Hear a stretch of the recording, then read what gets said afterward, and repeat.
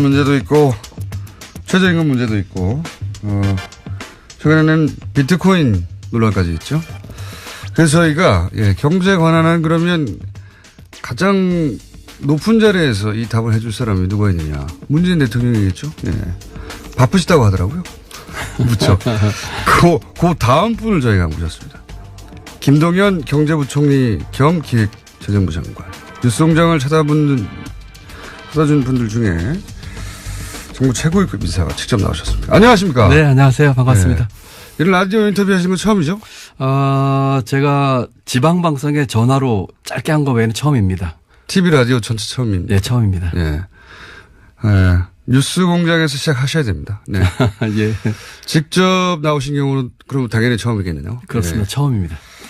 저희가 비트코인도 하도 난리여서 직접 모셔야 되겠다. 네. 이 뉴스 공장 혹시 들으십니까? 예, 가끔 듣습니다. 예. 매일 들으셔야 됩니다. 매일 알겠습니다. 예. 가끔 들으시면 안 되고요. 더 자주 듣겠습니다. 네. 주의해 주시고요. 예.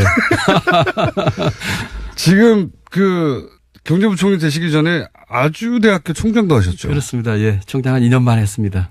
거기 어떻게 총장이 되셨습니까? 그 전에 쭉 관료셨잖아요. 제가 관료로 32년 넘게 근무를 하다가 지난 정부 초대 국무조정실장 장관급으로 있었습니다. 그러다가 제가 한 1년 정도를 아주 강하게 주장을 해서 제가 사의를 표하고 스스로 이제 공직에서 물러나와서 사실은 이제 지방에서 이제 칩거라고 할까요? 그러고 있었는데 한 반년 정도 지나서 아주대학교에서 요청이 왔었습니다.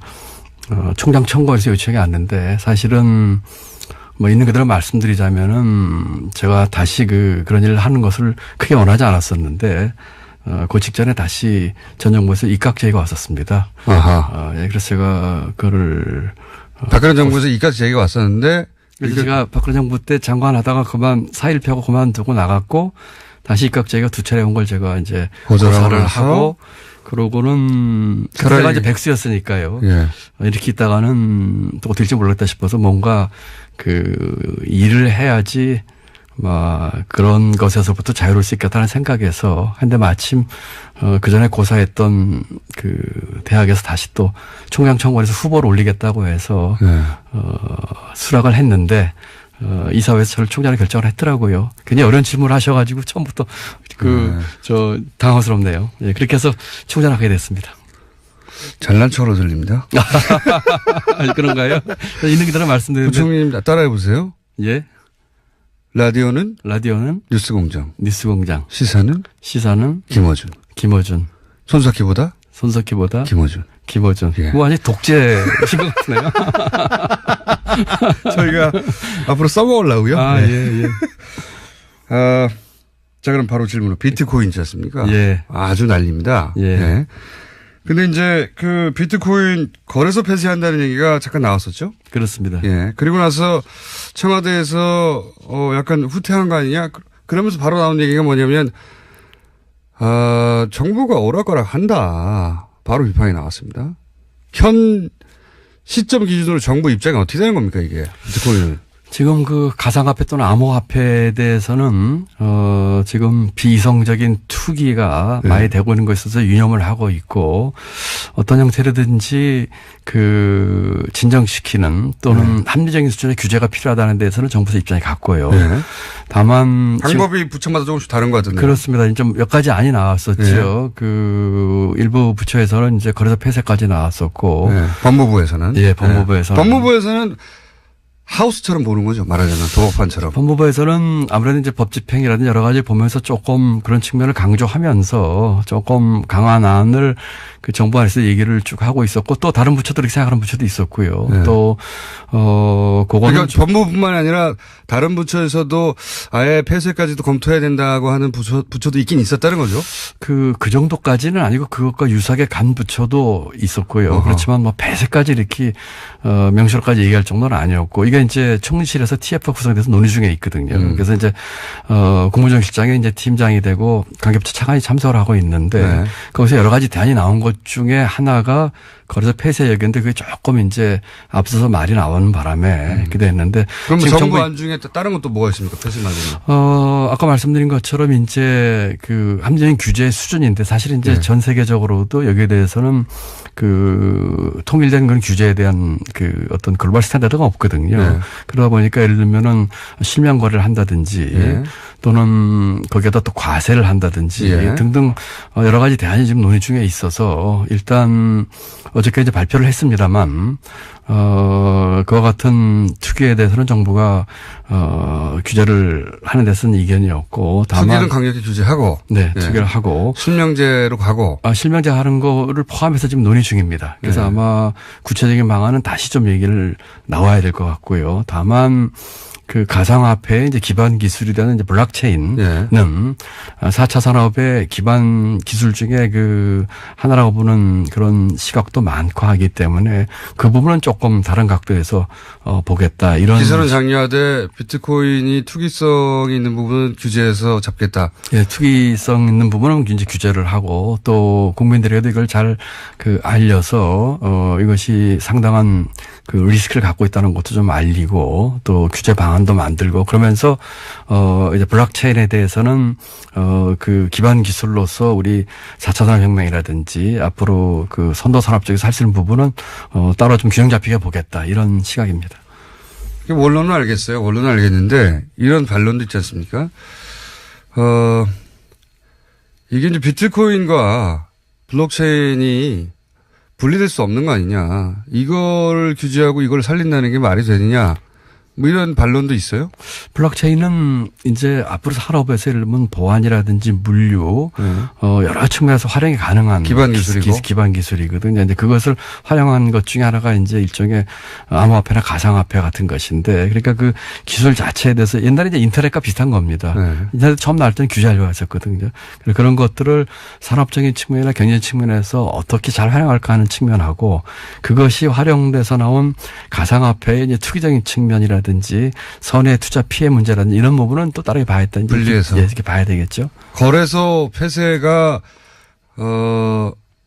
지금 여러 방안 중에 하나로 논의되는 수준이긴 한데 그것도 여전히 살아있는 옵션이긴 한 거죠. 예, 살아있는 옵션이긴 합니다만 그것은 정발부처 간에 아주 진지한 검토가 좀 있어야 될 것입니다. 왜냐하면은 거래소 폐쇄를 했을 때에 생기는 이런 음성적 거래 문제라든지 또 해외 유출 문제 등등 또 그 반론도 만만치가 않거든요. 그렇기 때문에 정말 좀 빡세게 좀 서로 간에 검토해야 될 것 같습니다.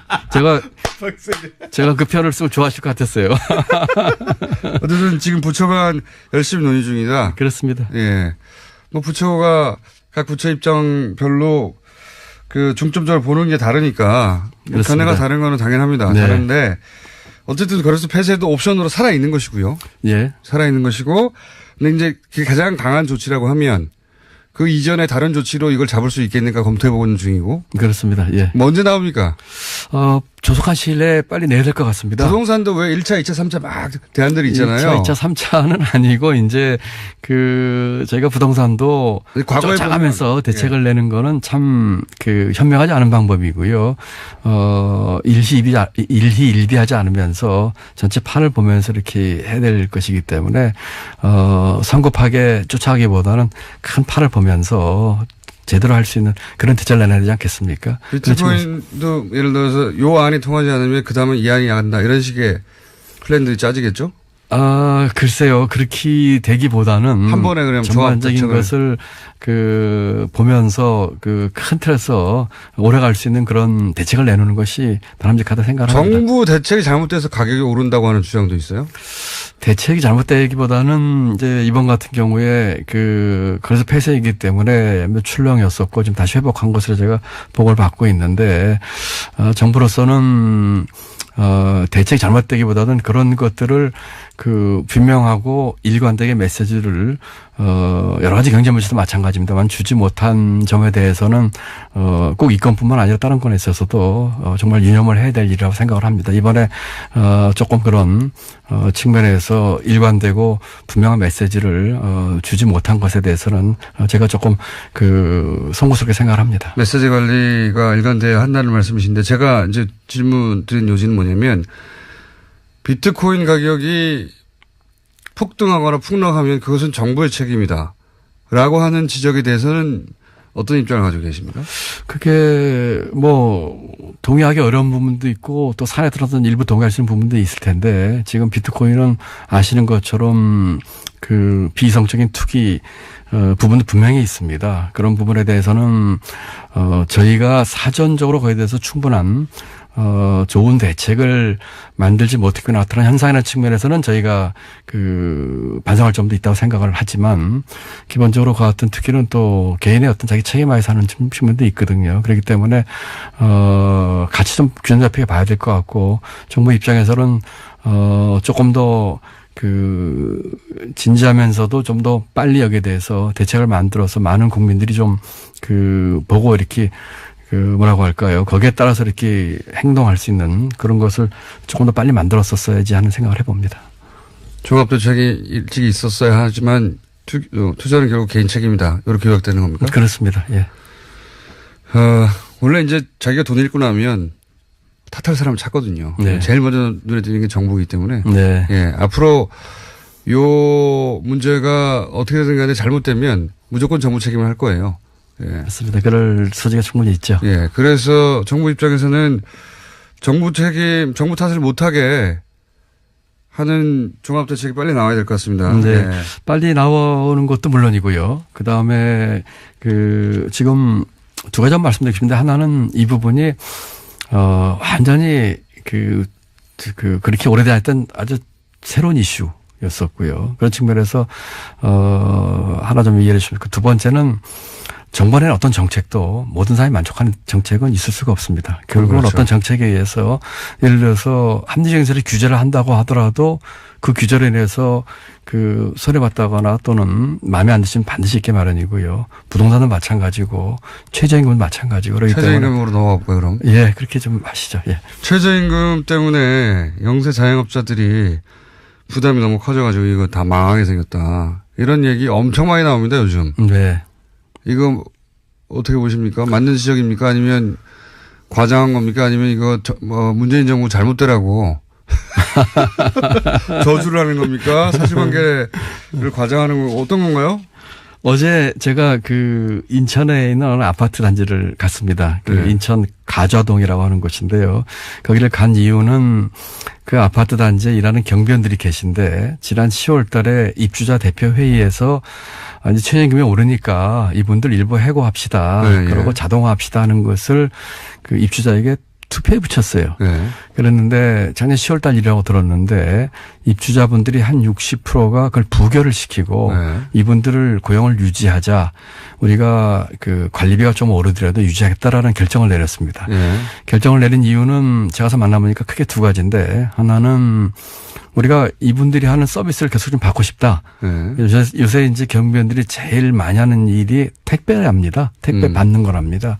그래서 이분들이 그동안 했던 서비스에 만족하고 이런 양질의 서비스를 받고 싶다는 거였고 두 번째는 그 단지가 좀 오래된 단지예요. 네. 그러다 보니까 입주민들과 경비원들이 많이 아시는 거예요. 인간적 관계 때문에. 그렇죠. 네.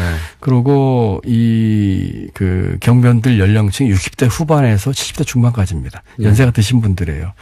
제가 지금 말씀드린 데에 어떻게 보면 최저임금에 답이 있는데 첫 번째로는 이걸 왜 하냐면은 그 경비원 같은 분들이 이번에 최저임금이 올라가지고 월급으로 따지면 157만 원 받습니다. 네. 작년 기준하면 이게 한 135만 원 정도거든요. 네. 그러면 우리나라에서 지금 157만 원 정도의 돈으로 또는 작년에 135만 원 돈으로 과연 인간다운 삶을 살 수 있느냐 하는 측면에서 한번 생각을 해봐야 되는 거죠.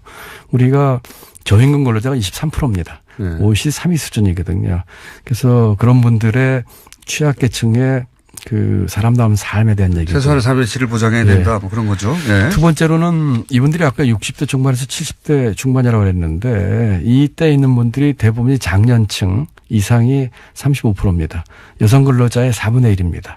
남자보다 2배입니다. 최저임금 대상이. 청년들의 4분의 1입니다. 이런 계층에 대한 얘기들이에요.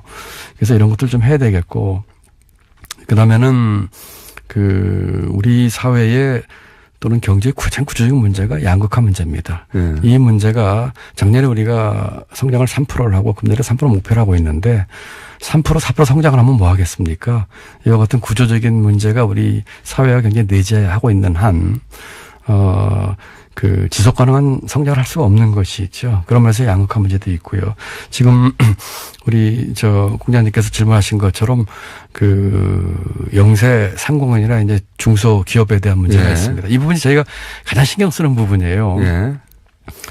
평균 그동안의 최저임금이 7.4%가 올랐습니다. 매년. 이번에 16.4%가 오르거든요. 너무 한꺼번에 많이 올랐다는 거죠? 올랐다는 얘기죠. 많이 오른 부분이 숫자로 얘기하면 그렇습니다. 9% 정도입니다.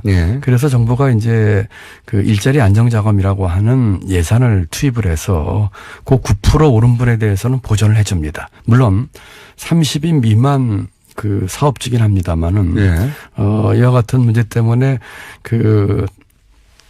죄송합니다. 다소나마 있을 수 있는 어려운 사업주들을 도와주기 위해서 정부가 굉장히 어려운 결정을 했거든요. 3조에 해당하는 돈을 가지고 예년보다 더 오른 9%에 해당하는 돈을 지원을 하는 것으로 했기 때문에 어려운 사업주분들이 일자리 안정기금요. 일자리 안정자금입니다. 그렇게 해서 최저임금에 해당하는 분 한 분 고용하는 기준으로 하면은 월 제가 13만 원을 지원해드리고 있거든요. 한 사람 당입니까? 한 사람 당입니다. 그럼 10사람을 하면요? 그럼 130만 원이죠. 그다음에 플러스 이분들이 이제 고용이 되려면 이제 사회보험에 가입을 해야 됩니다. 그래야지 이제 해당이 되는데 그러면 고용보험이라든지 건강보험 가입을 해야 될 거 아니겠습니까? 그것도 이번에 대폭 저희가 지원해 줍니다. 예를 들어서 신규로 가입하는 고용보험과 건강보험 제가 90% 지원해 주거든요. 90%가 그렇죠. 지원해 줍니다. 그런 식으로 하기 때문에 국민연금. 국민연금과 고용보험이에요. 그런 식으로 하기 때문에 어려운 처지에 있을 수 있는 사업주에 대해서 이와 같은 지원을 통해서 하는 것이죠. 물론 사업주 부담 금액이 전혀 없어지는 건 아닙니다. 그런데 사회보험 같은 경우에 약 한 17,000원 정도 한 달 부담을 하셔야 되는데 그 정도 부담을 하시는 정도로 하면서 해년마다 올랐던 최저임금 인상분에 대한 부담분 정도가 있는데, 물론 이것도 아예 부담을 안 드리면 좋겠지만, 아까 말씀드린 여러 가지 이유에서. 그럼 그런 정부 지원을 받으면 결국 예년의 인상률 정도 수준이다. 이런 말씀이신가요? 그렇습니다. 16.4% 오르는데, 저희가 9% 지원해 주니까 6.4%는 예년에 7.4%죠. 그거는 예년에 올랐던 수준입니다. 그러니까 지금 소위 영세 자영업자 부담이 급속도로 늘어나서 지금 망하게 생겼다는 건 과장됐다는 말씀이십니까? 어떤 분들은 힘드신 분들도 계시겠죠. 그렇지만 전체적으로 그걸 그렇게 싸잡아서 얘기하는 거는 조금 과장됐다는 생각이 들고, 그뿐만 아니고 저희가 특히 종편에 이런 얘기 많이 나오는데요. 보수 매체하고. 예. 저희는 전체를 그렇게 하는 거는 좀 과장됐다 생각을 합니다. 왜냐하면은 지금 말씀드린 일자리 안정자금 말고도 저희가 같은 소상공인의 영세 중소기업인을 지원하는 대책이 세어보니까 76가지입니다. 그중에 예를 들면 임대료 문제도 있고요. 카드 수수료 인하 문제도 있고, 그런 것들 같이 지원을 해드리고 있거든요. 그래서 이와 같은 지원을 그런 처지에 있는 사업주들께서 전부 다 신청해서 받으셔가지고, 그러면서 우리 최저임금 인상의 취지도 좀 충분히 이해를 하시면서 고용을 유지하고 또 더 사업 잘하셔서 가능하면 더 많은 분들 고용하시고 이렇게 해주셨으면 좋겠습니다. 그럼 이런 것도 있지 않습니까? 이렇게 최저임금이 올라서 월급 오를 줄 알았더니 근로시간을 줄인다든가 여러 가지 방법으로 이제 업체 입장에서 이제 지출을 줄이기 위해서 그런 편법을 쓰거나 꼼수를 쓰는 경우도 있잖아요.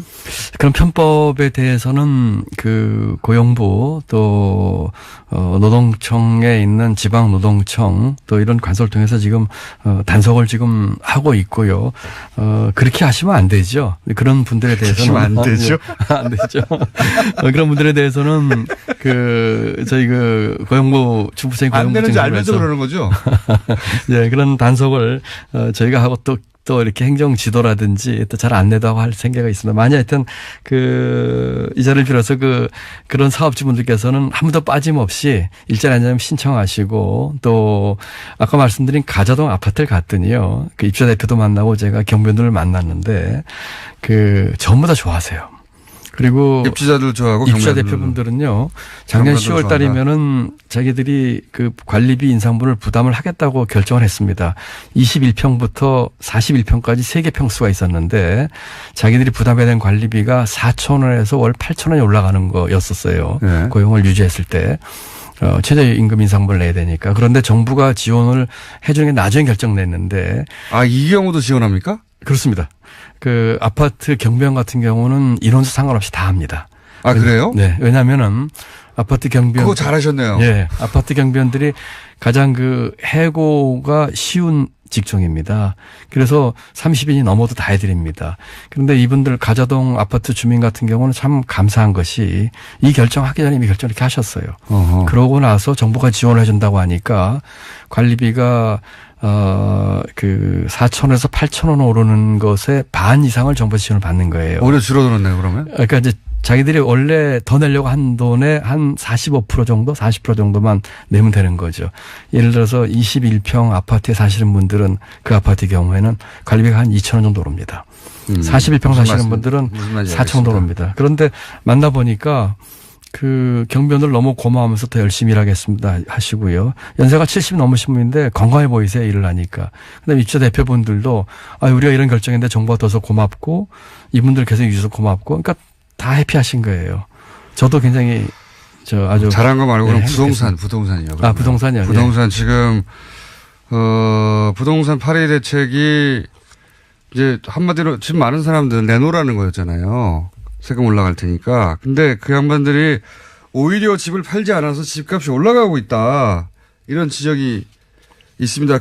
원인 분석이 맞는지는 모르지만 어쨌든 강남 4구의 집값은 오르고 있어요. 둘 다 묶어서 얘기해 주십시오. 원인 분석에 대해서는 저는 이의를 제기하고 싶고요. 네. 일부 언론에서 그런 얘기를 하는데 정확한 사실에 근거해서 얘기를 하는 게 좋을 것 같습니다. 지난 4, 5년 동안에 최근 부동산 거래 기간, 예를 들어 12월이면 12월에 지난 4, 5년 동안의 거래 건수하고 작년 거래 건수를 보면 작년에 더 많습니다.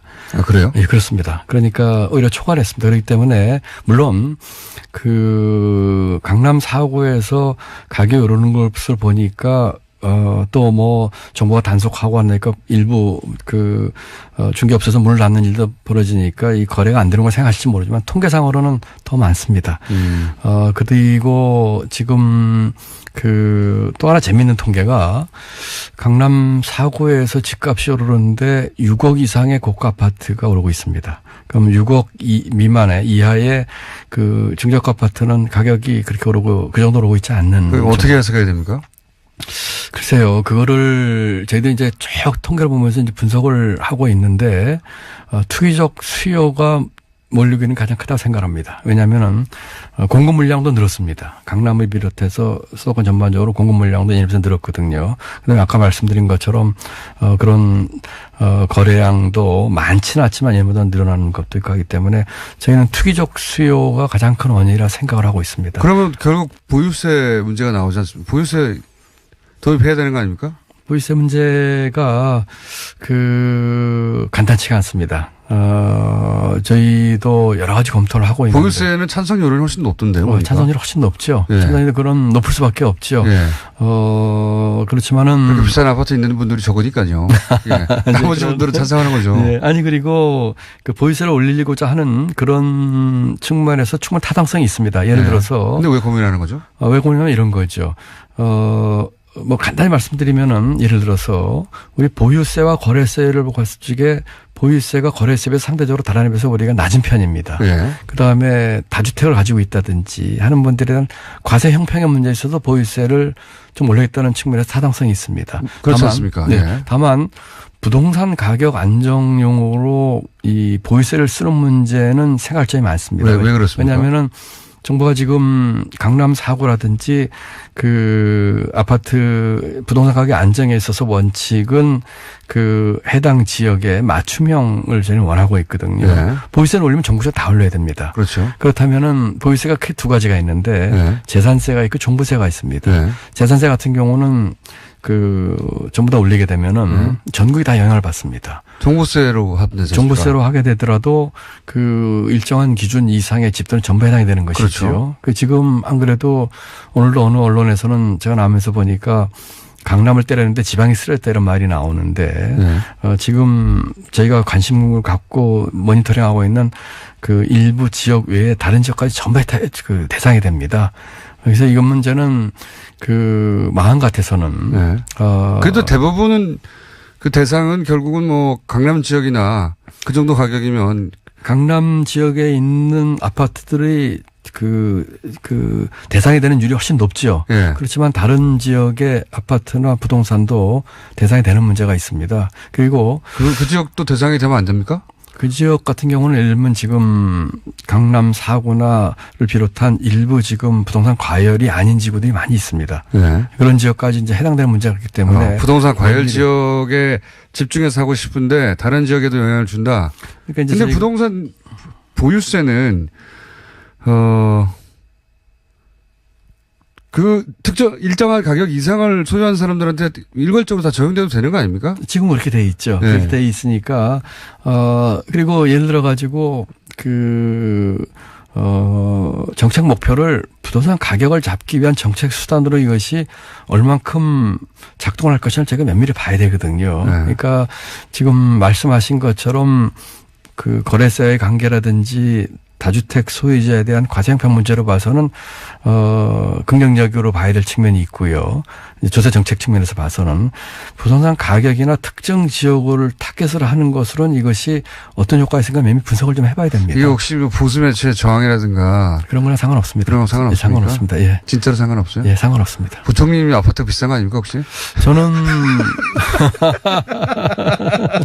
예전에 이런 보도 중에 이런 정책을 쓰려고 하는 관료들의 아파트가 실제로 비싸가지고 안 하는 거 아니냐 이런 지적도 많이 있었는데. 제 경우를 말씀드리자면 저도 그 지역에 작은 아파트를 하나 가지고 있습니다. 유일하게 갖고 있는데 저는 집을 한 채 가지고 있는데 그 집이 전용 면적 18평짜리입니다. 네. 작은 면적입니다. 해당 사항이 없다? 아닙니다. 뭐 저도 그 어느 댓글에 보니까 그 지역에 있어서 뭐 집값보다 좋겠다 이런 얘기를 하시는데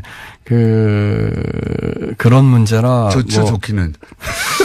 사실은 뭐 별로 뭐 그런 점도 모르겠어요. 집이 하나인 사람들은 네, 집이 하나인데요. 집이 하나 제가 집이 상관이 하나 없어요, 사실. 집이 하나인데요. 네. 그리고 그 보수 언론 내지는 이런 것에 대해서 어떤 분들은 그런 얘기를 많이 하십니다. 어떤 그 언론에 계신 많은 분들은 그 지역과 관련이 많기 때문에 뭐 그런 얘기를 하신다는 얘기도 들리고 하지만은 네. 저희가 정책을 하면서는 그런데 구애받지 않고요. 네. 정말 사심 없이 한 가지 더 좀 그 말 나와서 현 정부가 혹시 이렇게 보수 매체의 공격이나 보수 매체의 어떤 태클이나 이런데 신경을 많이 쓰는 편입니까? 부처회의 할 때 보면 뭐 이런 기사 나왔는데 이러면서 이렇게 과거에 영향 많이 받았잖아요. 그런 제가 뭐 보수 매체다 그렇지 않은 매체를 나누는 건 뭐 제가 바람직하지 않은 것 같고요. 보수 매체가 주로 공격을 하니까요. 제 입장에서는 언론에서 하는 얘기에 저희가 신경 안 쓸 수는 없죠. 왜냐하면 그런 것들이 국민에게 바로 이제 영향을 주시고 하니까요. 그렇지만은 저희가 정책을 하면서 그런 것에 저희가 참고는 하지만 그것에 영향을 받게 되면은 노무현 정부 때도 계셨으니까 지금 드리는 네. 말씀인데 노무현 정부 때에 비해서 지금 보수 매체의 공격에 그때만큼 신경을 쓴다 안 쓴다? 글쎄요. 이걸 정부 전체로 제가 말씀드리기는 그 위치에 있지 않고요. 네. 제 입장에서는 그런 점에 저희가 고려는 하지만 그것에 대해서 정책에 영향받지는 않는다. 이렇게 네. 말씀드리고 싶습니다. 고려는 하지만 영향을 받지는 않는다. 뭐 옛날보다 덜 쓴다. 덜 쓴다. 글쎄요, 저는 그렇게 생각합니다. 예. 그 생각합니다. 시간이 거의 다 됐는데, 예. 아니, 연장된 시간 지나갔군요. 예. 지나갔습니까? 예, 뭐, 국무회의 하셔야 된다고. 예, 국무회의가 오늘 대통령인데 조금 국무회의를 맨날 하는 거 아닙니까? 맨날은 아니고 매주 하는데 조금 더 하시죠. 매주 하는 거고 처음 나오셨는데. 사실은 저는 그렇습니다. 아까 우리 사진인데 우리 팀장님하고 일 나눌 게 있었는데 장관들께 출연 요청을 하실 텐데 저희는 요청을 받지를 못했고 오히려 제가 오히려 제가 우리 직원에게 네.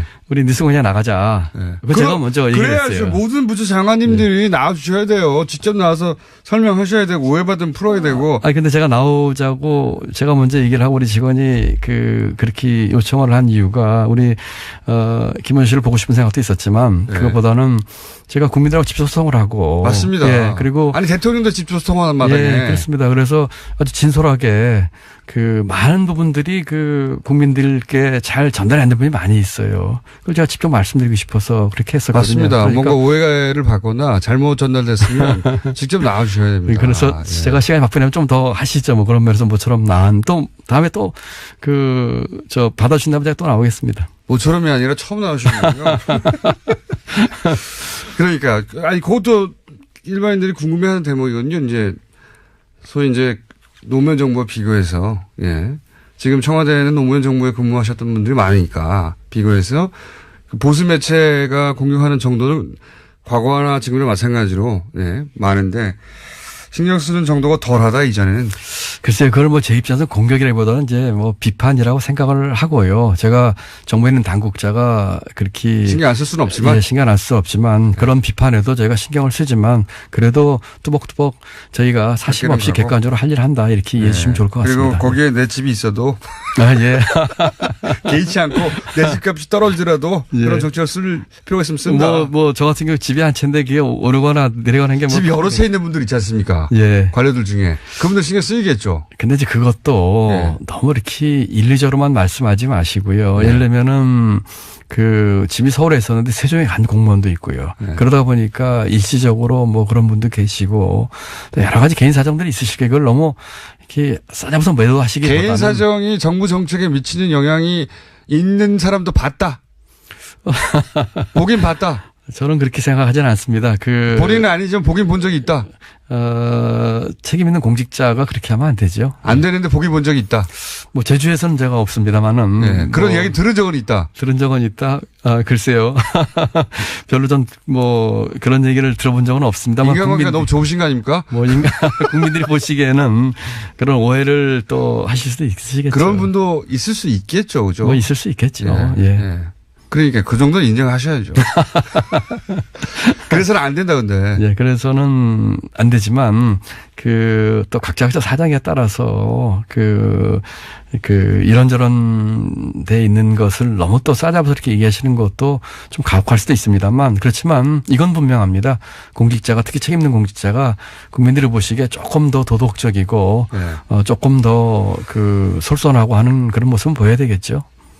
마지막으로 요것만 여쭤보고 보내드릴게요. 석방시켜드리겠습니다. 지금 제가 감옥에 갇혀 있습니까? 기재부가 다스의 3대 주주 아닙니까? 기재부가 사실 하고자만 했으면 이전 정부에서도 실소유주 밝혀낼 수 있었지 않습니까?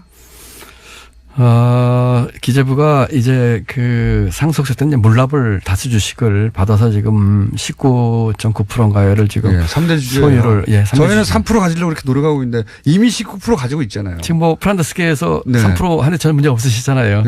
그렇게 이 기업의 투명성을 위해서 하는 그런 민간 활동을 충분히 이해를 하고요. 제 말은 기재부가 할 일을 안 했지 않냐? 아니 기재부에서는요. 상속세를 물납을 받아서 주식 가치가 영향을 미치는 주주로서의 모니터링 하는 거는 했다고 생각을 하고요. 다만 이것이 이제 실질 소유자가 누구냐 하는 문제는 지금 검찰에서 지금 수사 중에 있기 때문에. 그럼 이건 어떻습니까? 물납으로 받을 수는 있는데 비상장 주식을 다른 주식, 그러니까 상장 주식도 분명히 소유하고 있었고, 예. 이 상속세를 낼 주체가. 게다가 뭐 회원권이라든가 황금성 훨씬 황금할 수 있는 요건이 강한 그런 다른 부동산이라든가 할 수 있는데 그거 안 하고 비상장 물납으로 받았다. 그거는 좀 오해건 오해십니다. 지금 저희가 국세를 받는데 이제 현금이 있으면 받겠죠. 상속세를. 현금, 예. 예, 그 다음에가 국공채입니다. 예. 두 번째가. 세 번째가 상장된 주식입니다. 상장된 주식을 소유하고 있었다고 하더라고요. 상장된 주식을 규제가 있는 상장 주식 했는데 제가 알기로는 그것까지는 모르겠으나 아마 그러진 않았을 겁니다. 그다음에 그랬다고 하던데요. 그러지 않았을 겁니다. 왜냐면은 기재부라고 변호해 주시는 거 아닙니다. 네. 제가 뭐 그 변화를 생각하고 만약에 제가 잘못했다면 밝혀내야죠. 세 번째가 그다음에 이제 부동산입니다. 네. 그다음에 비상장 주식인데 다만 제도적으로 잘못돼 있는 게 하나 있었어요. 그걸 이번에 고쳤는데 부동산에 이제 저당권이 설정됐을 경우에 부동산을 물납을 안 받은 겁니다. 저당권 100만 원 설정돼 있는데 소액이라고 제가 들었는데 네. 근데 그때 규정상에 돼 있었어요. 그러다 보니까 이제 비상장을 받았는데 이번에 그래서 그 제도를 고쳐서 부동산이라고 하더라도 저당권 여력이 있는 경우에는 저희가 먼저 받도록 비상장 주식들 이렇게 고쳤습니다. 네. 그거는 제가 이번에 시정을 했고요. 기재부가 이전 정부 시절에 다스 물납 요건을 굉장히 물렁하게 적용해가지고 비상장 주식으로 처리하게 해줘 용인해 준 측면이 있다. 이거 꼼수다. 저는 거기 동의하지 않는데요. 네. 잘 몰라서 그러시는 거 아닙니다. 아니에요? 그렇지 않습니다. 제가 기재부의 지금 책임자인데. 안하고 청장님하고 한번 붙어보셔야 될 것 같은데. 우리 안홍구 청장은 저하고 공무원 시험도 동기고요. 네. 아주 훌륭하신 분이고. 그분은 백수예요. 총리가 됐지만 부총님은. 안 청장은 이제 국세청에서 대구 청장까지 하셨죠. 아주 훌륭하신 분이고. 네, 그분은 이게 봐줬다고 하던데요, 이거. 아닙니다. 그거는 네. 물론 제가 이제 그 일에 직접 관여하고 있지는 않습니다만 이런 거죠. 규정에 따라서 했는데 규정에 잘못이 있었죠. 말씀드린 것처럼 부동산 저당권 문제가 있었기 때문에 물납을 비상장 주식을 규정이 잘못됐다. 그렇죠. 그래서 규정을 고친 거죠. 네. 그리고 기획재정부 장관이시다 보니까 자꾸 아닙니다. 그거는 제가 보는데 기획재정부 다스 누구 겁니까 그래서? 그거는 이제 검찰에서 밝혀지겠죠. 그거 어떻게 생각하십니까 개인적으로는? 개인적으로 제가 거의 별 생각이 없고요. 제가 생각 있으시겠죠. 아닙니다. 제가 넘어가기 전에 기재부 얘기를 드리자면은. 제가 기재부에서 오랫동안 공직생활을 했는데요. 제가 20대 중반부터 했으니까요. 기재부 공무원들이 혹시 실력이 부족하거나 그럴 때는 있을지 모르겠지만 적어도 이런 문제에 있어서 불편하거나 부당하거나 편법적으로 처리하고 그러진 않습니다. 그러니까 그런 적은 있습니다. 장관님은 안 그러신 것 같고 네. 장관님 주변에도 안 그러신 것 같은데 네. 그럴 사람도 있을 수도 있습니다. 네, 그거는 인정합니다. 그러니까요. 네. 그런 사람들이 그렇게 했을 수도 있어요. 네. 그건 인정합니다. 어쨌든. 다스가 근데 누구 건지 모르신다고요? 예, 저는 지금. 누구 걸 것 같습니까, 그럼? 그거는 제가 이 자리에 사람이 와서 그런 얘기 하는 거는 적절치 않고 앞으로 이제 검찰 지금 수사 중이고 국세청 세무조사까지 있으니까. 네. 그래도 짐작은 있으시죠, 짐작은. 글쎄요, 저는 사실은 솔직히 말씀드려서 다스라는 것에 대한 내용을 안 게 불과 몇 년 안 됩니다. 그 전에 이런 게 있는지도 몰랐어요. 다스 누구 겁니까? 묻기 시작한 게 얼마 안 됐어요. 예. 네, 그렇습니까? 어쨌든 다스란 자체에 대해서도. 잘 모르신다? 예. 지금 어쨌든 검찰의 수사 중이니까. 짐작이 있잖아요. 개인 짐작. 지배하시기 정하는데 검찰 수사 이제 국세청 세무조사를 보시죠. 곤란하시네요. 네. 예. 근데 우리 공장님이 물어보시면 물어보시고 제가 하고 싶은 얘기는 하나도 못하게 하시는 것 같으네요. 많이 하셨어요. 그렇습니까? 진짜로. 근데 보니까 방송에 맞는 체질이신데요. 그렇습니까? 네. 예. 자주 나오셔야 될 것 같아요. 예. 제가 자주 나오겠습니다. 그리고 말씀드린 것처럼 국민하고 직접 소통하고 싶습니다. 그리고 저희가 하고 싶은 일 알려드리고 싶고요. 예를 들어서 월간 김동연 어떻습니까? 월간 김동연. 예. 고려해 보겠습니다. 한 달에 한 번 정도는. 한 달에 한 번. 나와가지고. 하시죠. 약속하셨어요? 네, 하시죠. 한 번 정도 하시죠. 말 바꾸기 없게요. 네. 대신에 너무 물어보시면 물어보지 마시고 저도 좀 하고 싶은 얘기를 저도 장사를 해야 되고 부총님도 장사해야 되니까 알겠습니다. 서로 장사하는 것으로 그렇게 하겠습니다. 예. 자, 예정된 시간을 훌쩍 넘어가지고 국무회의가 중요하냐. 직접 국민과 만나야 한다. 그래서 20분 이상 국무회의에 지각하게 생겼는데 저희는 알 바가 아니죠. 자. 혹시 인사하실 말씀 있습니까? 인사요? 아, 네. 우리 애청자분들께. 네. 혹은 뭐 국민여러분께. 예, 새해 복 많이 받으시고요. 이렇게 뉴스공장을 통해서 우리 국민여러분들과 이렇게 직접 소통에 대해서 정말 반갑고 감사한 생각입니다. 금년에 저희는 국민소득 3만 불 시대를 맞이할 것입니다. 또 그렇게 하도록 최선을 다하겠습니다. 그렇지만 그와 같은 3만 불 시대에 걸맞는 우리 국민 삶의 질은 과연 되느냐에 대해서 제가 많은 생각을 해야 될 것 같습니다. 그런 측면에서 실질적으로 국민의 삶이 이렇게 좋아지고 또 체감할 수 있게끔 우리 성장의 과실이 골고루 돌아갈 수 있게끔 최선의 노력을 다하겠습니다. 또 일자리 부총리님 저희 방송 끝날 시간 다 됐어요 이제. 아, 그럴까요? 역공이시네요. 네. 어쨌든 반갑습니다. 또 자주 뵙게 되길 희망합니다. 감사합니다. 네, 지금까지 월간 부총리 저희 코너명 정했거든요. 이미 월간 부총리 첫 시간이었습니다. 김동연 경제부총리였습니다. 감사합니다. 네, 감사합니다. 수고하십시오. 그런 측면에서 하나 좀 이해해 주시면 두 번째는 정반에는 어떤 정책도 모든 사람이 만족하는 정책은 있을 수가 없습니다. 결국은 그렇죠. 어떤 정책에 의해서 예를 들어서 합리적인 세를 규제를 한다고 하더라도 그 규제로 인해서 손해봤다거나 또는 마음에 안 드시면 반드시 있게 마련이고요. 부동산은 마찬가지고 최저임금은 마찬가지고 그렇기 때문에. 최저임금으로 넘어가볼까요 그럼? 예, 그렇게 좀 하시죠. 예. 최저임금 때문에 영세 자영업자들이 부담이 너무 커져가지고 이거 다 망하게 생겼다. 이런 얘기 엄청 많이 나옵니다 요즘. 네. 이거 어떻게 보십니까? 맞는 지적입니까? 아니면 과장한 겁니까? 아니면 이거 문재인 정부 잘못되라고 저주를 하는 겁니까? 사실관계를 과장하는 건 어떤 건가요? 어제 제가 인천에 있는 어느 아파트 단지를 갔습니다. 네. 인천 가좌동이라고 하는 곳인데요. 거기를 간 이유는 그 아파트 단지에 일하는 경비원들이 계신데 지난 10월 달에 입주자 대표 회의에서 이제 최저임금이 오르니까 이분들 일부 해고합시다. 네, 그러고 예. 자동화합시다 하는 것을 입주자에게 투표에 붙였어요. 네. 그랬는데 작년 10월 달 일이라고 들었는데 입주자분들이 한 60%가 그걸 부결을 시키고 네. 이분들을 고용을 유지하자 우리가 관리비가 좀 오르더라도 유지하겠다라는 결정을 내렸습니다. 네. 결정을 내린 이유는 제가 가서 만나보니까 크게 두 가지인데 하나는 우리가 이분들이 하는 서비스를 계속 좀 받고 싶다. 네. 요새 이제 경비원들이 제일 많이 하는 일이 택배랍니다. 택배 받는 거랍니다. 그래서 이분들이 그동안 했던 서비스에 만족하고 이런 양질의 서비스를 받고 싶다는 거였고 두 번째는 그 단지가 좀 오래된 단지예요. 네. 그러다 보니까 입주민들과 경비원들이 많이 아시는 거예요. 인간적 관계 때문에. 그렇죠. 네. 그리고 경비원들 연령층이 60대 후반에서 70대 중반까지입니다. 연세가 드신 분들이에요. 제가 지금 말씀드린 데에 어떻게 보면 최저임금에 답이 있는데 첫 번째로는 이걸 왜 하냐면은 경비원 같은 분들이 이번에 최저임금이 올라가지고 월급으로 따지면 157만 원 받습니다. 네. 작년 기준으로는 이게 한 135만 원 정도거든요. 네. 그러면 우리나라에서 지금 157만 원 정도의 돈으로 또는 작년에 135만 원 돈으로 과연 인간다운 삶을 살 수 있느냐 하는 측면에서 한번 생각을 해봐야 되는 거죠.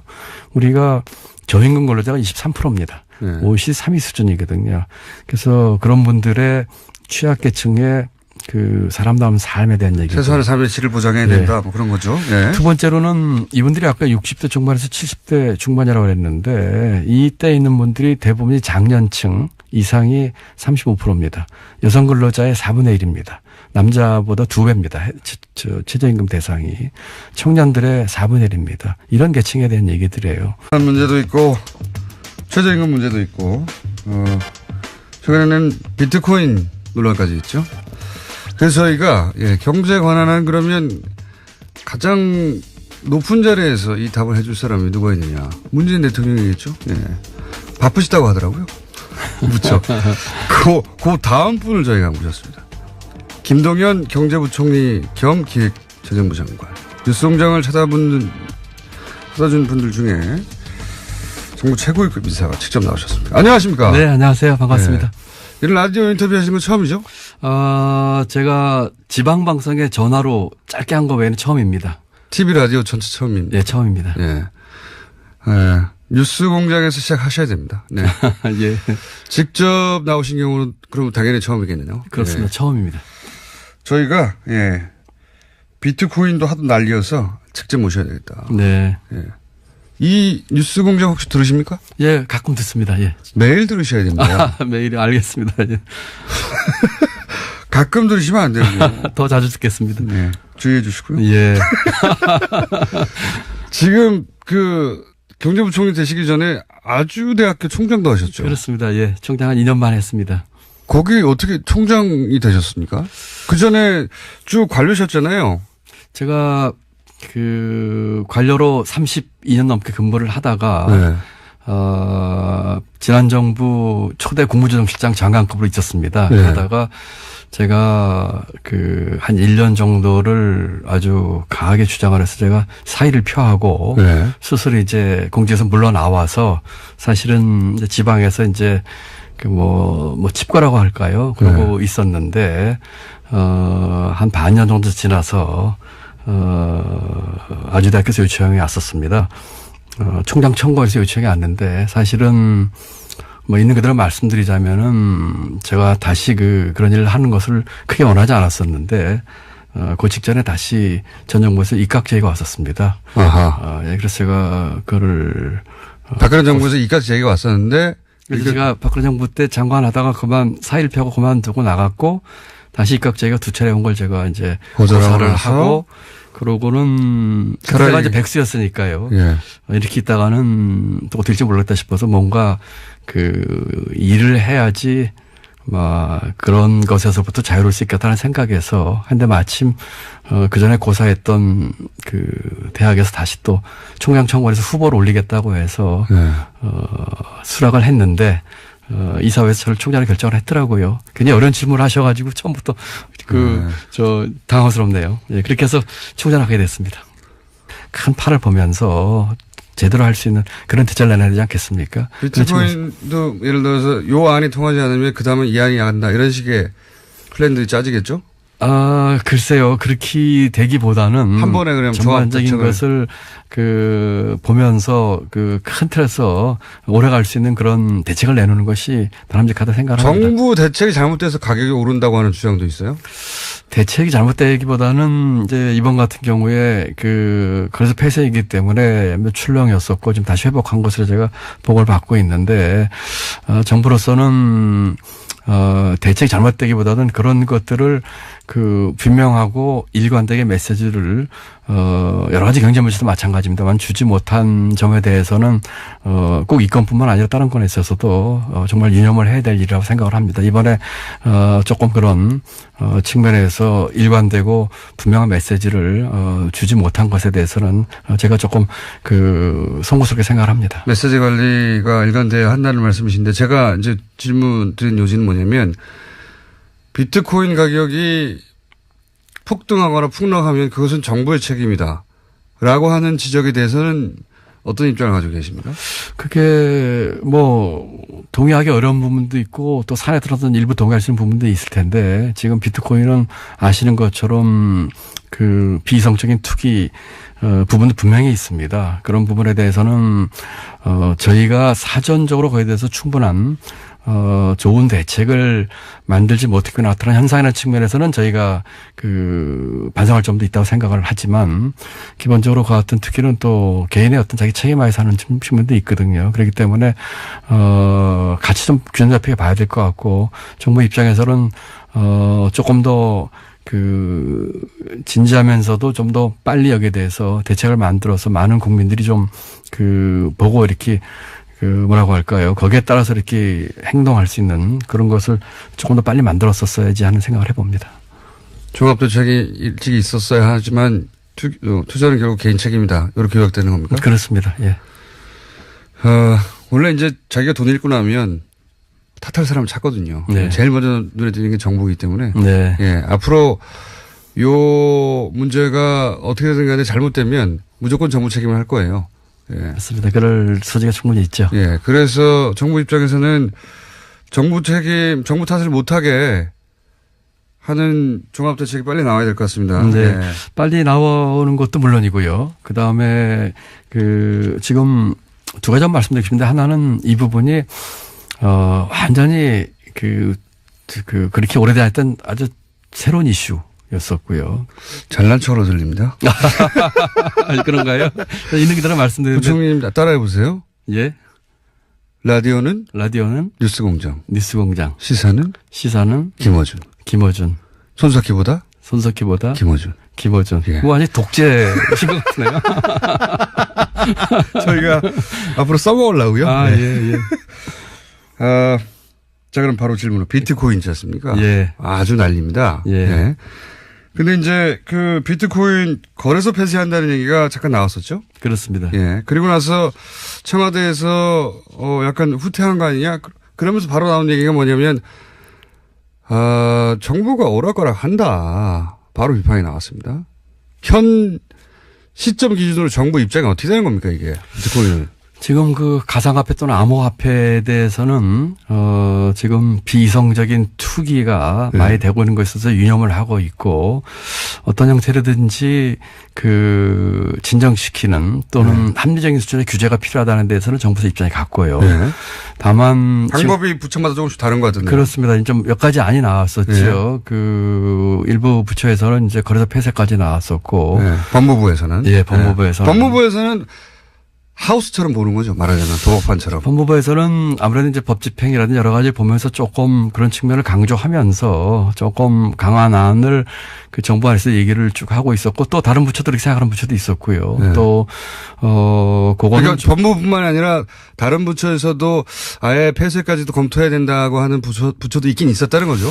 그 정도까지는 아니고 그것과 유사하게 간 부처도 있었고요. 어허. 그렇지만 뭐 폐쇄까지 이렇게 명시로까지 얘기할 정도는 아니었고 이게 이제 총리실에서 TF 구성돼서 논의 중에 있거든요. 그래서 이제 국무총실장이 이제 팀장이 되고 관계부처 차관이 참석을 하고 있는데 거기서 여러 가지 대안이 나온 것 중에 하나가 거래소 폐쇄 얘기인데 그게 조금 이제 앞서서 말이 나오는 바람에 기대했는데. 그럼 정부 안 중에 다른 것도 뭐가 있습니까? 폐쇄 말고는. 아까 말씀드린 것처럼 이제 그 합리적인 규제 수준인데 사실 이제 전 세계적으로도 여기에 대해서는 그 통일된 그런 규제에 대한 그 어떤 글로벌 스탠다드가 없거든요. 그러다 보니까 예를 들면은 실명 거래를 한다든지 또는 거기에다 또 과세를 한다든지 등등 여러 가지 대안이 지금 논의 중에 있어서 일단 어저께 이제 발표를 했습니다만 그와 같은 투기에 대해서는 정부가 규제를 하는 데서는 이견이 없고 다만 투기는 강력히 규제하고 투기를 하고 실명제로 가고 실명제 하는 거를 포함해서 지금 논의 중입니다. 그래서 아마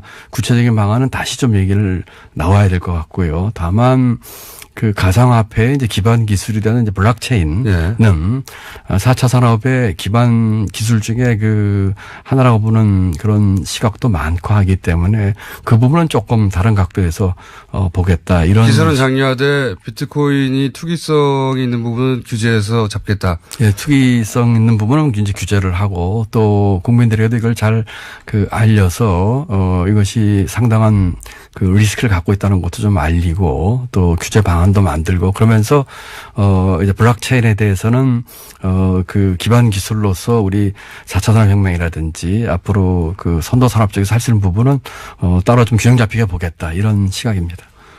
원론은 알겠어요. 원론은 알겠는데 이런 반론도 있지 않습니까? 이게 이제 비트코인과 블록체인이 분리될 수 없는 거 아니냐. 이걸 규제하고 이걸 살린다는 게 말이 되느냐. 뭐 이런 반론도 있어요? 블록체인은 이제 앞으로 산업에서 예를 들면 보안이라든지 물류 여러 측면에서 활용이 가능한 기반 기술이고 기반 기술이거든요. 이제 그것을 활용한 것 중에 하나가 이제 일종의 암호화폐나 가상화폐 같은 것인데 그러니까 그 기술 자체에 대해서 옛날에 이제 인터넷과 비슷한 겁니다. 인터넷 처음 나올 때는 규제하려고 했었거든요. 그런 것들을 산업적인 측면이나 경제 측면에서 어떻게 잘 활용할까 하는 측면하고 그것이 활용돼서 나온 가상화폐의 이제 투기적인 측면이라든지 선의 투자 피해 문제라든지 이런 부분은 또 다르게 봐야 된다. 분리해서. 이렇게 봐야 되겠죠. 거래소 폐쇄가 지금 여러 방안 중에 하나로 논의되는 수준이긴 한데 그것도 여전히 살아있는 옵션이긴 한 거죠. 예, 살아있는 옵션이긴 합니다만 그것은 정말 부처 간에 아주 진지한 검토가 좀 있어야 될 것입니다. 왜냐하면은 거래소 폐쇄를 했을 때에 생기는 이런 음성적 거래 문제라든지 또 해외 유출 문제 등등 또 그 반론도 만만치가 않거든요. 그렇기 때문에 정말 좀 빡세게 좀 서로 간에 검토해야 될 것 같습니다. 제가 그 편을 쓰고 좋아하실 것 같았어요. 어쨌든 지금 부처가 열심히 논의 중이다. 그렇습니다. 예. 뭐 부처가 각 부처 입장별로 그 중점적으로 보는 게 다르니까 견해가 다른 거는 당연합니다. 네. 다른데 어쨌든 그래서 폐쇄도 옵션으로 살아 있는 것이고요. 예. 살아 있는 것이고 근데 이제 그게 가장 강한 조치라고 하면 그 이전에 다른 조치로 이걸 잡을 수 있겠는가 검토해 보는 중이고. 그렇습니다. 예. 뭐 언제 나옵니까? 조속한 시일 내에 빨리 내야 될 것 같습니다. 부동산도 왜 1차, 2차, 3차 막 대안들이 있잖아요. 1차, 2차, 3차는 아니고 이제 저희가 부동산도 과거에 쫓아가면서 대책을 내는 거는 참 현명하지 않은 방법이고요. 일희일비하지 않으면서 전체 판을 보면서 이렇게 해야 될 것이기 때문에 성급하게 쫓아가기보다는